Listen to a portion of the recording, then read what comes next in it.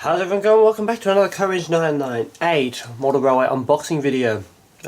Once again, you know from the title what it is. We're going to be starting it off a little bit differently though, unlike our previous unboxing videos where we go straight into seeing the model. We're just going to get it out of its arrival package because it's primarily this is what it's arrived in this time, and it should be the only thing in it, or one of two things anyways.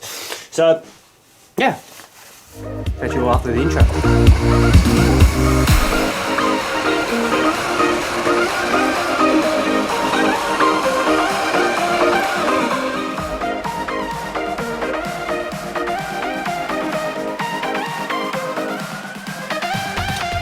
Alright, so we know what it is based on the title. So this, yes, it was purchased from Australian Modeler. Once again, I am very questionable about their packing techniques. These padded bags are not usually that. I've had, they packed wagons like this, and that pack of wagons ended up in the post box and dented. So, and that was a pack of wagons. That was a light. So, yeah, let's get into it.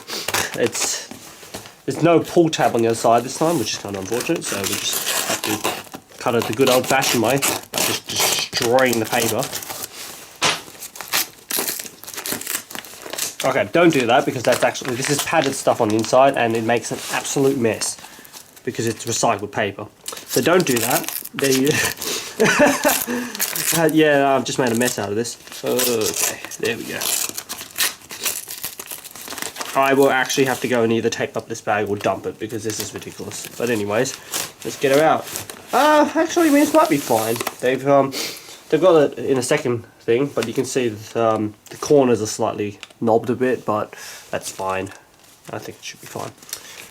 There's actually a second thing in this package, which is right here. So, you know what, Australian Model, you've done better than when you did sent one of your previous packages in a literal bag. Honestly broke a lot more than should have in that package. But let's get this out of the way, or in the bin anyways. So this is something extra. This is actually what's it called? The should be something, because I don't know where my knife is walked off to. Should be, we'll get into this little extra thing because it's actually kind of connected to what this is, but it's also isn't, because it's actually for the other one which I have of this, because that's my project model. This is more like a collection model. Well, apologies, this intro is taking a lot longer purely because I'm now trying to open the box. Actually, I might do a quick jump cut there. I'll have everything opened up in front of us. Okay, welcome back. There we go. It's been like a second for you guys. So I've got I went and acquired one of those Control P packs, tender packs. So I want to give this a go. This is going to go in the other C38 though, not this one. I don't really want to modify this one too much.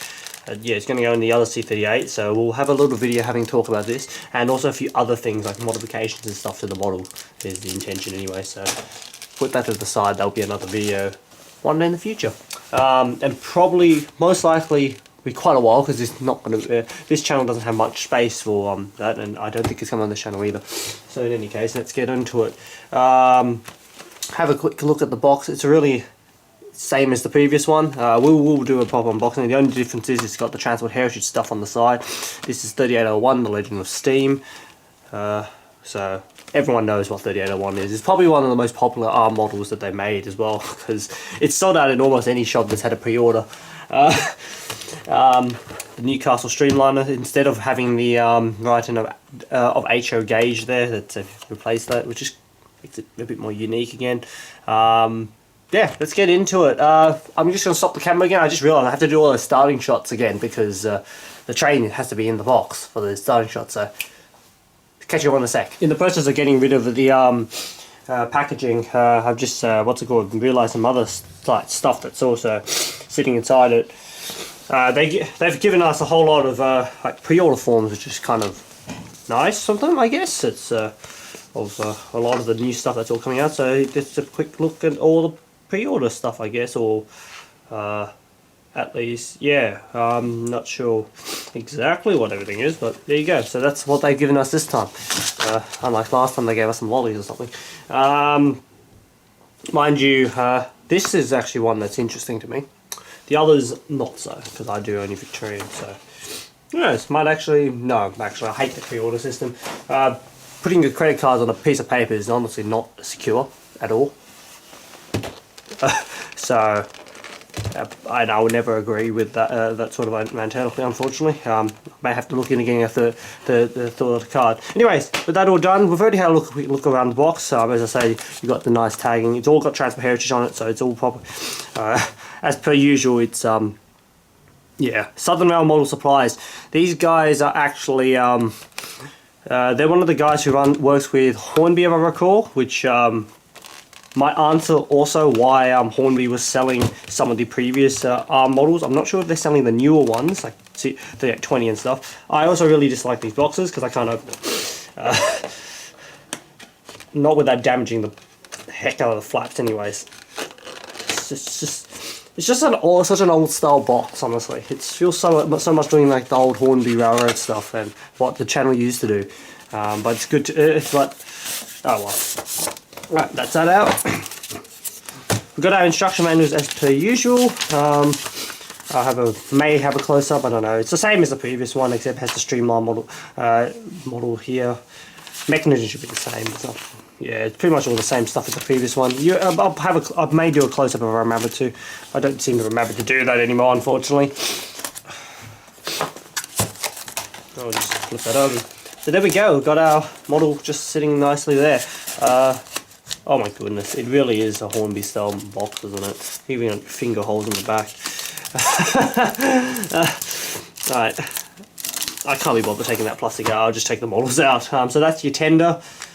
Once again, you got that dopey non-movable tender wheels. So again, that's why we need to have that, wherever that pack's walked off to is over here. But yeah, so we'll pop out the engine. Try to pop out the engine without breaking it anyways. It's, oh my goodness, this is not how you should do this, but I don't like, it's been so long since doing this sort of thing. It's really the locomotive needs 2 holes because it's just, you put your okay, this is more of a physics thing, and I'm sorry if people don't really care about this. Putting your weight on one side of the box, especially when your motor is not centrally mounted, it's actually kind of hard. You do need the force to be even, but it came out fine, so there we go. Anyways, let's put the packaging away and get in nice and close, because we may as well have a quick first look at it. There we go. Not too bad actually. This is the variant. Oh, okay, that's interesting. I'll have to go and check that. I have a very interesting feeling that might not be 100% correct. Not for this version anyways, because I think that may be a 3805 version, but I'll go and take a quick look and confirm that in when we have our impressions, our first impressions. So, there we go, that's 3801. Let's go and have a look at let's get a close look of it. There we are, we're 3801 currently now sitting on our rotating table. Let's go into our first impressions as per these videos.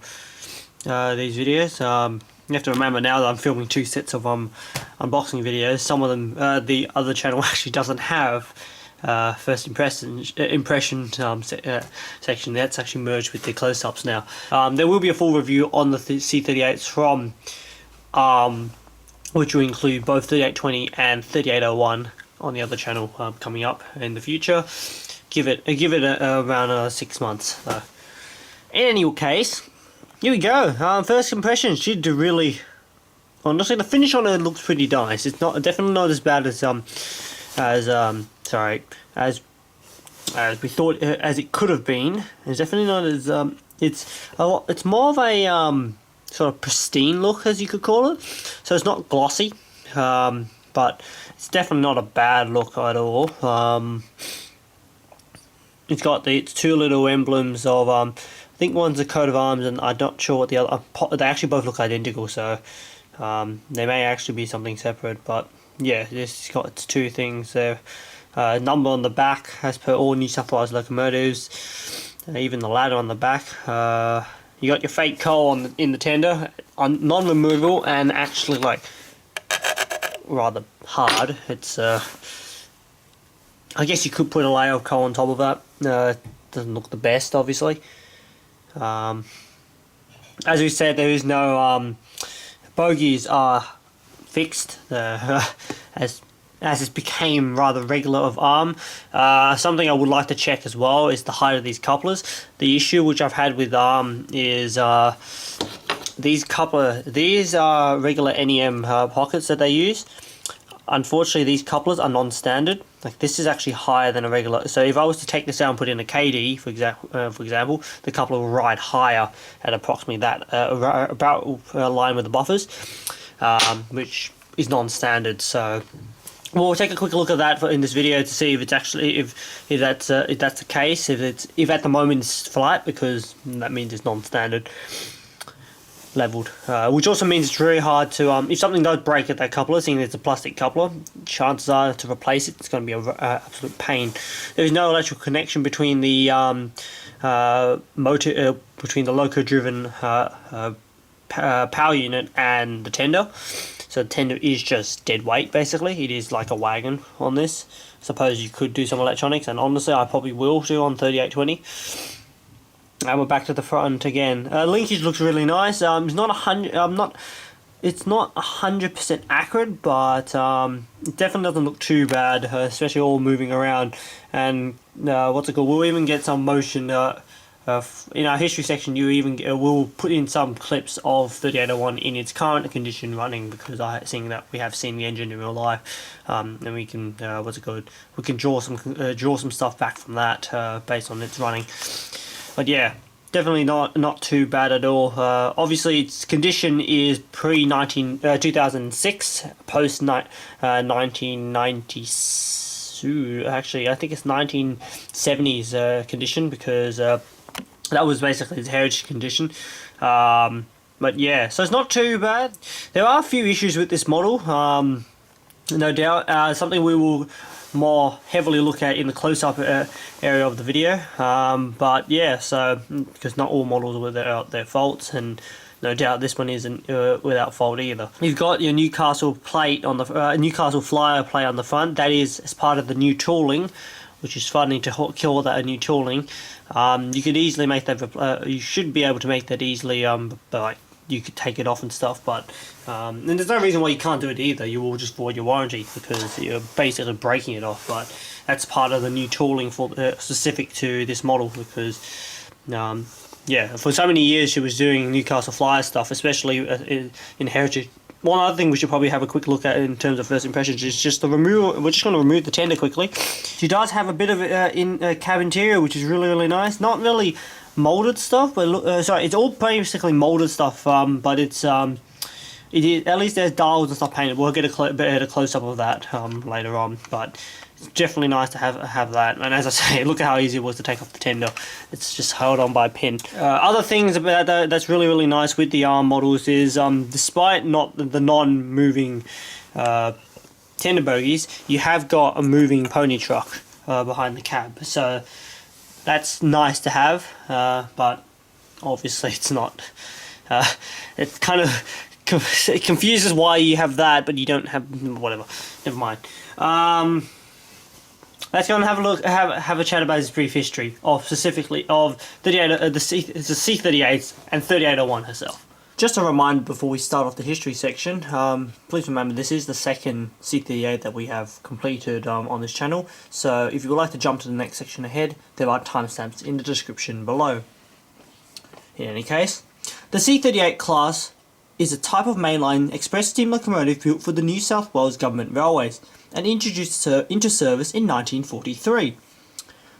30 locomotives were built and formed the final passenger steam locomotive class to enter service in New South Wales.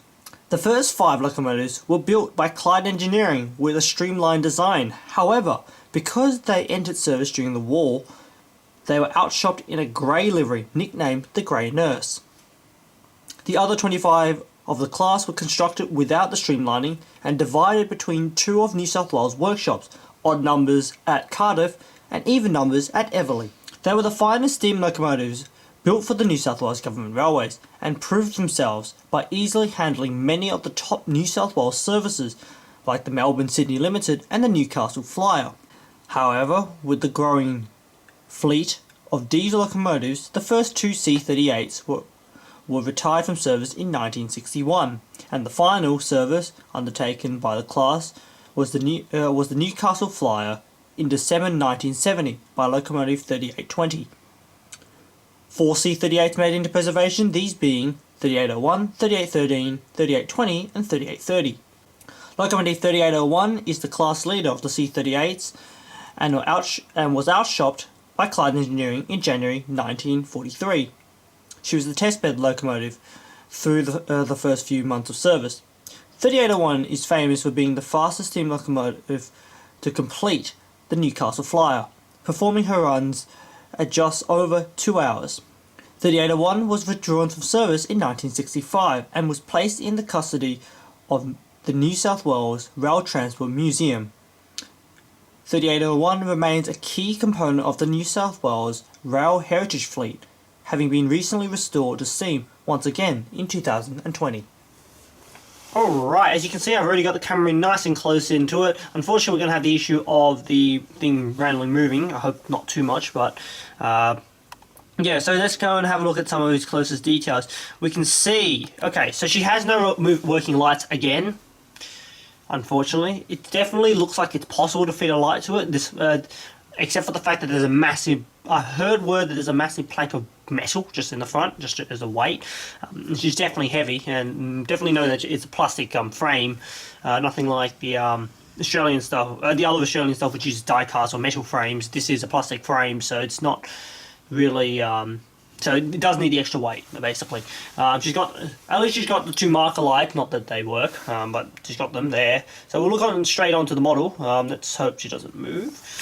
Okay, so we'll just go, looking from the top. We can see it's the C38 Streamlined edition, which is basically what 3801 to 3805 were, means they have this massive metal casing around it, and the headlight is put in the center of the firebox, of the smoke box door, instead of on the top like the 3820. Yeah, so in any case, sorry about the darkness for this shot, but we'll go with that. So we've got the Waratah there. Specifically, that was put in after it was put into heritage in when it was installed in 86, I think it was, or something like that, or during the 70s. I need to go and confirm that number. That would have been in the history. I just can't remember off my head at the moment. And it's not actually correct to its original livery, which is why these days it doesn't actually have one. 3801 only was ever in 3 liveries with the New South Wales Government Railways, which was the grey nurse livery, I think she was put in the black livery at some point, and then the regular quota was at the New South Wales Government Railways green, which is kind of an apple green concept, but didn't. Actually, no, it didn't, because there was a darker green like what it is today, but oh well.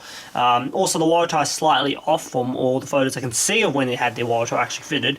So it's slightly different in that way, but it's there. If you want to, you can go and change it up and modify it so that it's got the correct Waratah, but it's definitely not the 100% correct, but it's definitely there. 3805 had a different version, so it's not like it's a complete wrong version. It's just not correct to the actual one that was used. Those up the top, those black things on the top, those are vents in on the real one. I'm not sure if it used to connect to like to a window on the cab or not, but it would be see-through on the real one. This is a ventilation shaft, because if you look at photos, you can see the funnel behind it, because obviously the funnel has been encased. Anyways, let's go down the model. We can see the new headboard, and we can see the numbers of 3801. Really nicely applied. Definitely nothing wrong there. You got your air compressor on the side as well. On the left side of the locomotive, well, it's right side of the locomotive, but left side of the camera. Definitely not too bad at all. I'm not 100% sure what's happened with those little things there. They're definitely not.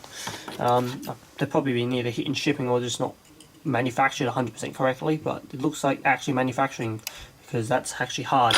So same as like the steps is not fully aligned, but it's all minor little things, nothing too hard to fix. But it definitely means pulling them out and reseating them, which may avoid your warranty. So right, let's.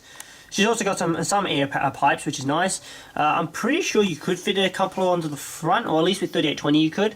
But of course, without the correct coupler, because again, this has got the same height issue as the one at the rear.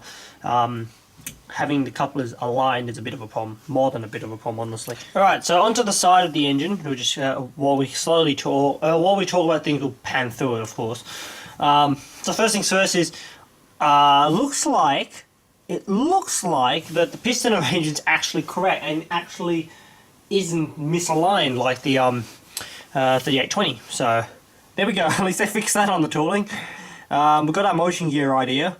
From what I've been told, it's slightly incorrect in the motion. We'll of course have a proper look at that primarily in the review, but we'll have a little look at it to see how it's actually motion, because yeah, it's not easy to get motion correct, especially when you got with the Walshart's motion. Stevenson valve gear is a lot easier to model because you've only got so many things to push, but whatever. I'll grab my knife again. That my little pointer, that thing. That should be the reverse if I recall. And then you got your back pony truck. As I say, your wheels look pretty nice. It's definitely fitting. It's not okay. Some people are going to get annoyed by the fact that it's like the metal shine on the outside of the wheel, and a lot of people will probably go and paint that black. 3801 at the moment in its current condition has this polished finish. So it's correct for its polished finish, but the model isn't its current condition. So yeah, you got a proper fitted handrail down the side, so that's at least that's a real thing. It's painted green, which is incorrect. I had to confirm that. I've got a photo currently up on my computer. In the current condition, it is correct. It is painted green in its current condition. And even in I think some of the previous conditions it was green as well. It's kind of all over the place. At some point it was painted black as well. So it's not that it's wrong, it's just, it depends on your era. Continuing onwards, you got the nice little cab right there. So much smaller compared to the rest of the engine, doesn't it? Need to get this panned up. I'm also running out of battery, I just realised. You got the exposed window of 3801. You have a little warp plate thing that covers between the tender and the engine, which is pretty nice. Definitely remember that's there because it closes that gap of the hole between the tender and the cab. Cab is silver on the roof. You got your nice little handrails being your separately fitted metal handrails right here as well. Going on to the tender. Now we hit another slight questionable thing. So you've got your little coat of arms in the middle, in the center. However, in this condition of heritage, from what I've heard, is 3801 had a welded tender, not a riveted tender. So it's not a hard thing to fix. You just have to file down all the rivets, honestly, but it's just a painful experience. Once again, you got your bogies. Bogies do look nice. Definitely are fine if you're planning to put it on a shelf or something like that. But in operation, does mean it struggles a bit on the tighter corners, especially in the push formation, not pull. If you remember what that means, basically that's reversing the engine. Onto the end of the locomotive, you got your ladder, pretty nice to have this separately fitted ladder. You got your coupler there, which again we need to I will confirm during the running section if it's actually the correct height, and if it is, then it's definitely non-standard. And you've also got buffers, nice metal buffers, non-sprung loaded though. You got two marker lights on the rear. These engines usually didn't have headlights on the back of the tender. As I say, you got your fake tender on the top, fake coal on the top. This it's shiny. It's not really that realistic, but it gives you a platform to build on if you want to. You have to remember this model does cost $300 MSRP, and stock is really low in most places. As I say, it's been a very popular model. This side's basically the same as the other side, nothing too different. So you just take a quick look over the side of it yourselves. It's all pretty fine and dandy. This one, unlike 20, does have a whistle fitted. Unfortunately, yes, the whistle has been moulded, and rather questionably on detail on it. It's nothing you can't fix in terms of touching up with paint, but again, the quality of that is a bit basic. You have to remember, as I say, this model is $300, and it's not Some wouldn't say it's a budget model. Some would say it is a budget model. It's a bit of a weird area to call it a $300 model or budget model. Comparatively to other steam locomotives, it's a budget model. Most steam locomotives in Australia start from $600 and above. However, comparatively to our market, you've got diesel locomotives which are about $330, $300, $250. So it sits itself in around the regular sort of price range, so you would expect it to have some decent quality, but not top of the line quality, like unlike something like the J. But yeah, overall, not too bad looking. Definitely not a bad model at all. Definitely places that can be fixed up. Definitely places that you can do yourself, because it's not hard hard to paint little details yourself. And if you're not up to it, it's definitely a model that you can use to trial stuff out, or even leave it into your order. There's always that. In any case, there you go, that's 3801. Let's go and jump over to the Loud and have a look at how she operates. I have decent expectations of it. The 3820 was definitely a decent hauler, but we'll see how this model goes. See you at the layout.